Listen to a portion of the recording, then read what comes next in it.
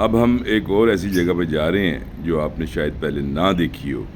इस्लान बताइए कि इस वक्त हम ये जो अपने सीधे हाथ पे देख रहे हैं इमारत, ये कौन सी है? सर ये बेसिकली जिस जगह पर हम मौजूद हैं ये है Jahangiri chord angle. Jahangiri chord angle. Yes, Jahangiri chord angle. अच्छा। अकबर ने आकर सारी जगहों को जो है बनाया था, ऐसा ये हिस्सा भी बना रहा था, बनाते बनाते उसका इंतकाल हुआ। Then Jahangir came to power.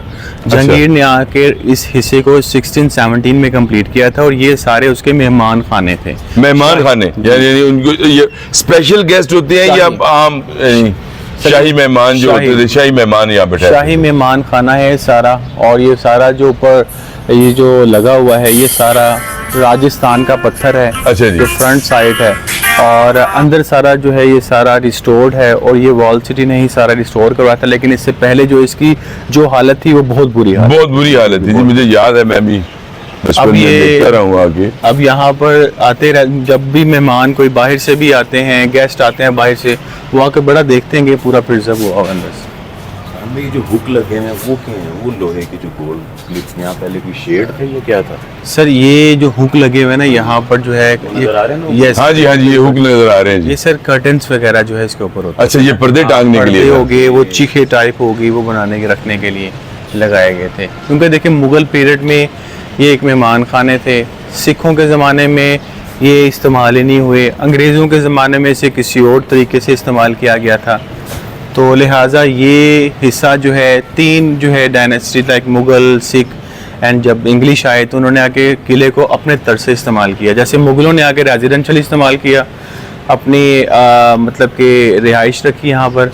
Sikh आए, उन्होंने भी इसे एज ए रिहाइश के तौर पर इस्तेमाल किया। जब इंग्लिश आते हैं, इंग्लिश ने आकर ना इसे एज ए कैंटोनमेंट इस्तेमाल किया। सही। आगे चलते हैं जी, वो मुझे बिल्डिंग एक नज़र आ रही है जी। अरसलान, ये बिल्डिंग ये किस काम आती थी? और यहाँ पे बादशाह साहब सलामत जो है वो अपना कोई दफ्तरी काम करते थे या इसका कोई और मकसद था? सर ये है कि मुग़ल पीरियड में ये पूरा एरिया जो है ऐसे शाही मेहमाना के तौर पर शाही मेहमान के लिए बनाया गया था।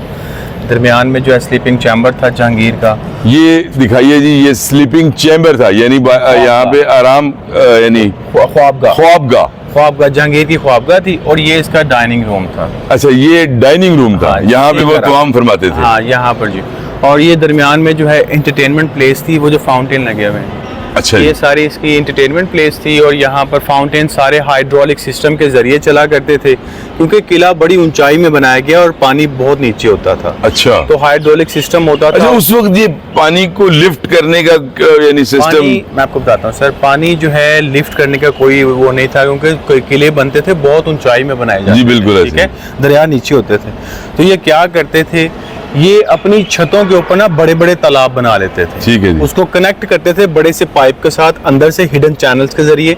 तो वो जो पाइप होते थे कनेक्टेड होते थे, उसे टेराकोटा पाइप कहते हैं। बाहर से बहाव को चौड़े होते थे, वो ऊपर से पानी के बहाव को ज्यादा लेते थे जो कि बारीक होते प्रेशर को बिल्ड करते हुए फाउंटेन सारे चला गया। ये हाइड्रोलिक सिस्टम है। ये शालामार में भी जो है यही सिस्टम है। सिस्टम है हाइड्रोलिक सिस्टम। अच्छा, सारा ये इसके नीचे तहखाना लग रहा है मुझे। हाँ, इसके ये सर एक वो है जिसे कहते हैं ना पानी का तालाब है। अच्छा, ये पानी का तालाब, ठीक है, जिसे आप फाउंटेन भी कह सकते हैं। तो लिहाजा ये फाउंटेन प्लेसेस है, ये सारा फाउंटेन, क्योंकि उससे ज़्यादा मुगलों को ज़्यादातर फाउंटेन का ही ज़्यादा शौक उनको था, मुगल, और निशिस बनाने का शौक था। अब ये देखें, ये जो एरिया है ये उनके स्पेशल जो है एक शाही मेहमान खाना में एक ऐसी जगह भी बनी है जिसे अरीज बेगी भी कहते हैं। अरीज बेगी। अच्छा, अरीज बेगी से क्या मुराद है?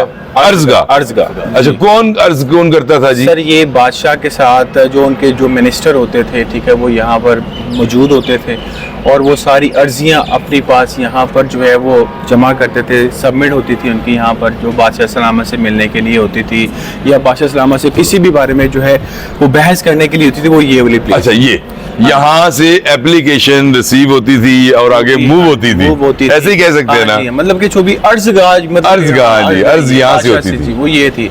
इसके देखिए कि कितना खूबसूरत इनका इनग्रेव आर्ट है अंदर का, देखिए बड़ा प्यारा। और अंदर से जो है इसकी बड़ी बुरी हालत हो गई थी क्योंकि पहले इसका कोई भी काम शाम नहीं हो रहा था, तो लिहाजा फिर वॉल्ड सिटी अथॉरिटी ने आकर जब इसको प्रिजर्व करना शुरू किया, बड़ा प्यारा बनाया। नाउ द टाइम आपके सामने है, हमारे सामने है। ये एज ए पूल भी इस्तेमाल था, एज ए फाउंटेन भी था। ये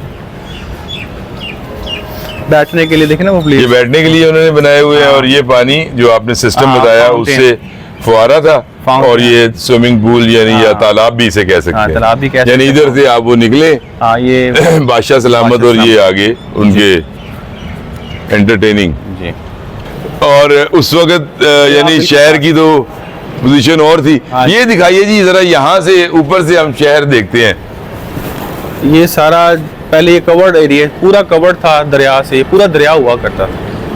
ये सब हमारे ये सारा सामने दरिया था। दरिया था। मुगल पीरियड में दरिया बिल्कुल बहुत जो है दीवार के साथ साथ बहा करता इस था, दीवार के साथ बहता हाँ, था। साथ बहता था ओए होए बहुत होए। नीचे।